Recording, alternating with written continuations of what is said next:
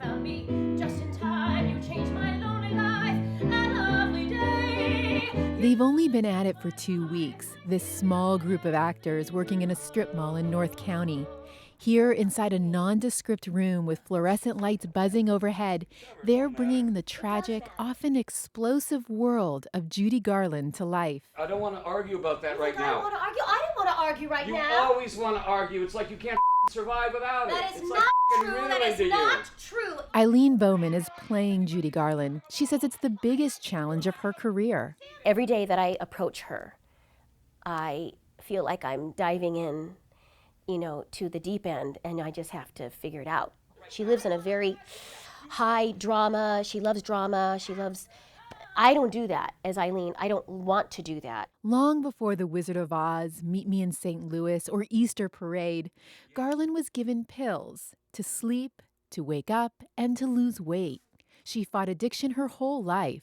She married 5 times, spent time in psychiatric hospitals, and died at 47. The play, written by Peter Quilter, is set in the last 6 weeks of her life.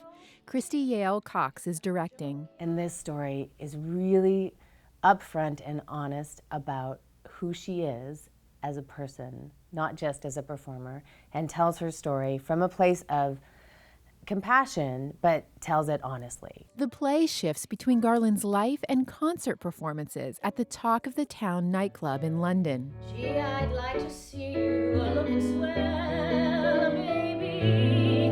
Eileen Bowman says her singing voice is very different than Garland's. I went on YouTube and I thought, everything's on YouTube. How to sing like Judy Garland? Well, there aren't any. So there are drag queens that do it beautifully. And so I watched them. I watched drag queens. They're the best. Bowman is learning to lower her voice to match Judy Garland's. Her vibrato was very just in time. She did that, and she would close her mouth on her M's and her N's.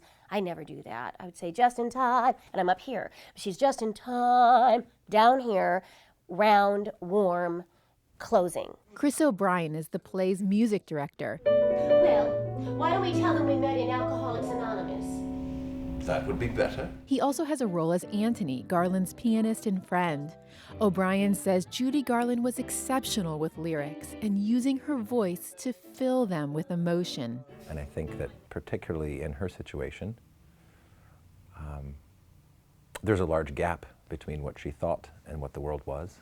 And a lot of times I think the truthfulness of the pain in the lyric, the dreaming of the future, the hopes, the fears, the things that we all deal with.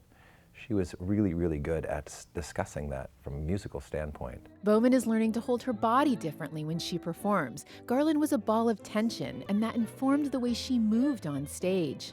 The team has also spent a lot of rehearsal time discussing drugs and how an addict would behave on them. What do they do to you if you've taken it at 2 o'clock, and what will you be like at 5 o'clock? I mean, it has to be very precise. Bowman says she's searching her life for experiences that simulate addiction. I reach back to something that made me feel on edge, or I need that. So I have to go back to something that I know, and hopefully that will suffice in the scene. Somewhere over the rainbow. Of course, Garland's most famous song is in the play. Yale Cox says, put in the context of Garland's life, the song has even more power and pathos. When you start to appreciate Judy singing Somewhere Over the Rainbow instead of just Dorothy singing Somewhere Over the Rainbow, she was so careful with that song. She had a great understanding of what that song did for her and her career. She was careful never to mock it or make fun of it, and it meant the world to her. She cherished the song. Somewhere over the rainbow. Angela Carone, KPBS News. Fire.